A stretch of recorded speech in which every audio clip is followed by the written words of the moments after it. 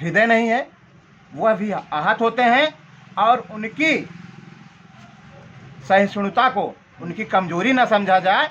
आज हिंदू संविधान को मानने वाला है, इसलिए इस प्रकार की बयानबाजी दे करके ये लोग बचे हुए हैं।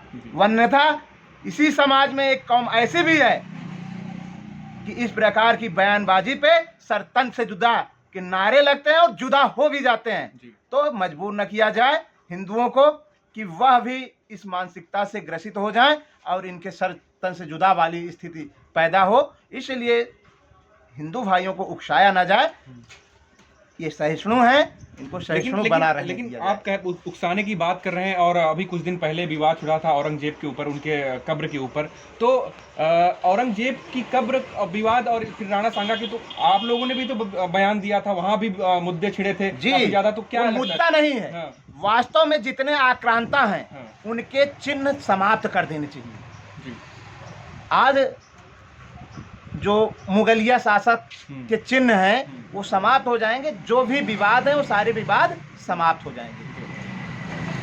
हमारे सनातन धर्म में है, घर में कोई बुजुर्ग जब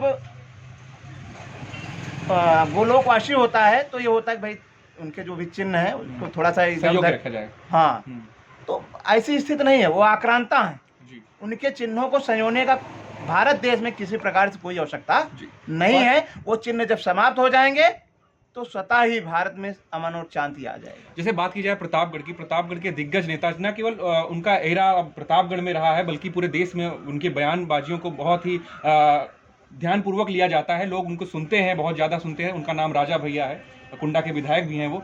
तो वो लगातार हिंदुत्व के मुद्दे पर प्रखर रूप से आगे आते हैं। उन्होंने राणा सांगा के मुद्दा भी लिया। वो समाजवादी पार्टी के जो सांसद हैं रामजी सुमन, उनके ऊपर निशाना साधा। और बात की जाए औरंगजेब के ऊपर, तो उन्होंने औरंगजेब के ऊपर भी बयान किया, वो आक्रांता था। तो कैसे देखते हैं आप राजा भैया की इस जो छवि है, वो हिंदुत्व वाली छवि है, तो इसको आप कैसे देखते हैं? देखिए, राजा भैया ही नहीं, आज भारत का एक एक नागरिक, प्रत्येक सनातनी इस मुद्दे पर मुखर होकर बोल रहा है और बोलना भी चाहिए। और जो बोल रहे हैं उनका सहयोग भी होना चाहिए, उनका सभी सनातनियों को बढ़ चढ़ करके सहयोग भी करना चाहिए। और निश्चित रूप से जितने भी आक्रांता हैं, उनके जो भी चिन्ह हैं, औरंगजेब ही नहीं, जितने भी आक्रांता हैं, वो बाबर हों, खिलजी हों, औरंगजेब हैं, इन सब के जो भी चिन्ह हैं वो भारत देश से समाप्त होने चाहिए। ये भारत सरकार से मांग करते हैं और सख्त कानून बने। हमारे जो योद्धा हैं, हमारे जो पूर्वज हैं, जिनके कारण आज सनातन जिंदा है, सनातन सांस ले रहा है, ऐसे महान योद्धाओं के खिलाफ, बयानबाजी देने वालों के खिलाफ सख्त से सख्त कार्रवाई होनी चाहिए। ऐसे कानून भी बनने चाहिए। यदि कानून नहीं है तो ऐसे कानून बनने चाहिए, वो चाहे एक आम नागरिक हो और चाहे देश की संसद में बैठा हुआ सांसद हो। अगर इस प्रकार की ओछी मानसिकता से पूर्ण बयानबाजी करता है, उस पर सख्त से सख्त कार्रवाई हो। कार्रवाई की बात करते हैं, कानूनी रूप से कार्रवाई तो होगी ही, वो कानून का काम है। लेकिन आप देखे जाए तो करणी सेना लगातार उनके घर पर हमला कर रही है, उनके घर पे पथराव कर रही है। तो क्या ये सही मान देखते हैं इसको? देखिए, देर से मिला हुआ न्याय अन्याय से कम नहीं है। 5 दिन तक करणी सेना इंतजार करती रही, आखिर कब मिलेगा न्याय? 5 दिन पर्याप्त समय होते हैं किसी भी सरकार को, किसी भी अदालत को एक्शन लेने के लिए। 5 दिन तक किसका इंतजार कर रही थी? न सांसद ने एक्शन लिया, संसद भवन ने, ना तो लोक अदालत ने, हाई कोर्ट, सुप्रीम कोर्ट ने इसको संज्ञान में लिया, और ना ही प्रशासन ने एक्शन लिया। तो जो सनातनी हैं, जो करणी सेना ही नहीं, आज प्रत्येक हिंदू समाज इससे दुखी है और आवाज उठा रहा है। जिसके जो भी बस में है वो कर रहा है। जो लाठीचार्ज हुई मेरठ में करणी सेना के खिलाफ और तमाम भाई बहन गए थे वहाँ पे, तो उनके ऊपर लाठीचार्ज हुई। मतलब मैं देख रहा था कि वीडियो में कि उनके ऊपर से रक्त की धारा बह रही थी।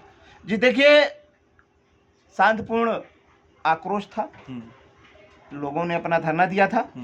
कहा जाता है कि वहाँ पे छत से जो उनकी प्रवृत्ति है, ईंटों की बौछार हुई जी, और उकसाया गया, तो भीड़ अधिक थी और भीड़ को कंट्रोल कर पाना आसान काम नहीं होता। ये शासन प्रशासन सब लोग जानते हैं। जैसे देखा जाए अभी पार्टियों की बात की जाए तो क्या हमेशा से समाजवादी पार्टी की जो विचारधारा रही है वो हमेशा से कट्टर मुस्लिमवाद कहा जाए तो कम नहीं है, तो क्या मानते हैं आप कि वो मुस्लिम का पक्ष वो लोग हमेशा लेते रहे हैं? और अभी जो बात की जाए तो हमेशा कोई ना कोई उनका सांसद हो, कोई विधायक हो तो ऐसी टिप्पणी कर देता है जो कि हिंदू समाज और हिंदू संस्कृति के वो खिलाफ ही रहती है, तो इसको आप कैसे देखते हैं? बिल्कुल, कांग्रेस हो, समाजवादी पार्टी हो, पार्टी का नाम नहीं लेना चाहिए, लेकिन इनकी मुस्लिम परस्ती साफ साफ झलकती है जी। और हिंदू भाइयों को इसको देखना चाहिए, समझना चाहिए। इनकी मुस्लिम परस्ती आज से नहीं 1947 से लगातार देखने को मिल रही है। जिस प्रकार से 2011 में लक्षित हिंसा बिल बन रहा था, आज हिंदुओं का जीना मुश्किल हो जाता। तो इस प्रकार से वक्फ बोर्ड कानून, जिस जमीन को कहते हैं उनकी हो जाती है, बिल्कुल। यह कानून 56 मुस्लिम देश है, वहाँ कहीं नहीं है, यहीं पे भारत में, यहाँ भारत में है। और आज उनका खुल करके धर्मेंद्र सिंह ने कहा उस बोर्ड के लिए मैं जो नहीं सो कर जाऊंगा, सपा के सांसद है।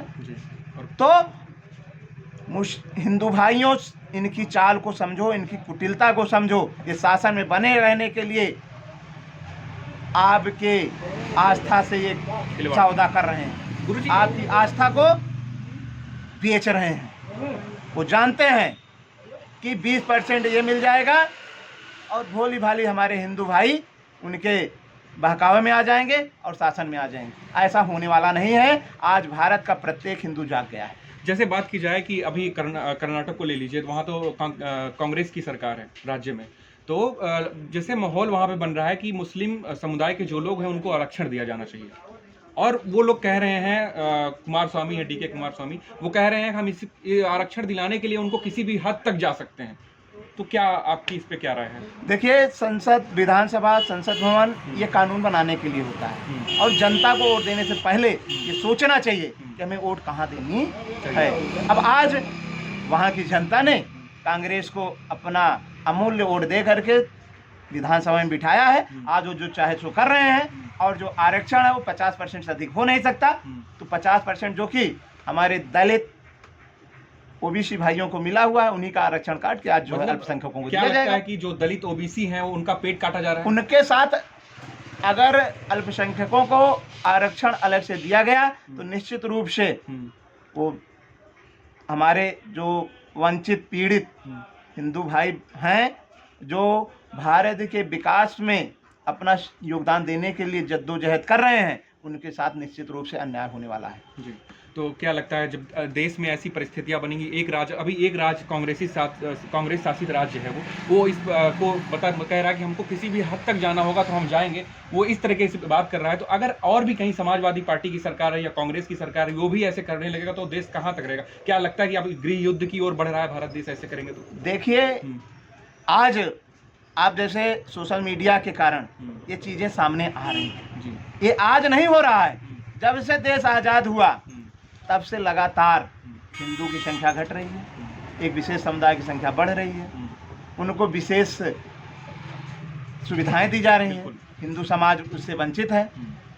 तो ये आज नहीं हो रहा है, सदियों से चला आ रहा है। सनातनी भाइयों, आपको जागृत होने की ज़रूरत है और देश संविधान से चलने वाला है और संविधान को न मानने वालों के खिलाफ सख्त से सख्त कार्रवाई होनी चाहिए। उन्हें भारत देश में रहने का कोई अधिकार नहीं है। सरकार को ऐसे लोगों को चिन्हित करके देश से बाहर निकालना चाहिए। जैसे तो क्या आदमी को इतनी ज़्यादा छूट दे देनी चाहिए कि वो कुछ भी किसी को भी बोल दे? महाराष्ट्र की बात की जाए तो अभी एक कॉमेडियन है, वो एकनाथ शिंदे के खिलाफ अभद्र टिप्पणी करता है, गद्दार जैसे शब्द का प्रयोग करता है। तो क्या किसी व्यक्ति को इतनी आज़ादी दे दी जाए कि वो कुछ भी बोले, कुछ भी कहे, और कुछ जो सरकार है, प्रशासन है, और उसका मतलब जो विपक्षी दल है या सरकार भी हो तो उसका सहयोग करने में जुट जाए? देखिए, एक समय था कि झूठ बोलना महापाप माना जाता था जी, हमारे सनातन धर्म में। लेकिन जिस प्रकार से मुगलों का आक्रमण हुआ, आक्रांता आए, भारत में बहुत सारी कुरीतियां आई। बिल्कुल, उन्हीं में से झूठ बोलना आज पग पग पे झूठ बोला जा रहा है। उसी में अभिव्यक्ति की आज़ादी है। अभिव्यक्ति की आज़ादी में झूठ परोसा जा रहा है, जिससे हाँ जी बिल्कुल, जिस प्रकार से राणा सांगा पे बोला गया, हमारे शिवाजी संभाजी पे बोला जा रहा है, ये बिल्कुल इनको इतिहास की कोई जानकारी नहीं क्या है। लगता है कि ऐसे कोई कानून होना चाहिए जो ऐसे लोग कुछ भी बोल के चले जाते हैं, ऐसे लोगों पे सख्त से सख्त कार्रवाई होनी चाहिए। अगर कानून में इस प्रकार के प्रावधान नहीं है तो कानून बनाना चाहिए। कानून ऐसे हो कि अमन और चैन कायम रहे। आज इस प्रकार से तोड़ फोड़ बयानबाजी हो रही है, इससे देश का माहौल खराब होगा। आने वाले समय में जैसा आप कह रहे हैं गृह युद्ध की स्थिति बन सकती है। बिल्कुल बिल्कुल। भावनाएं आहत हो रही हैं, तो इनसे बचने के लिए सख्त कानून होना चाहिए। ऐसे लोगों को जेल में डालना चाहिए। चलिए बहुत बहुत धन्यवाद आपका।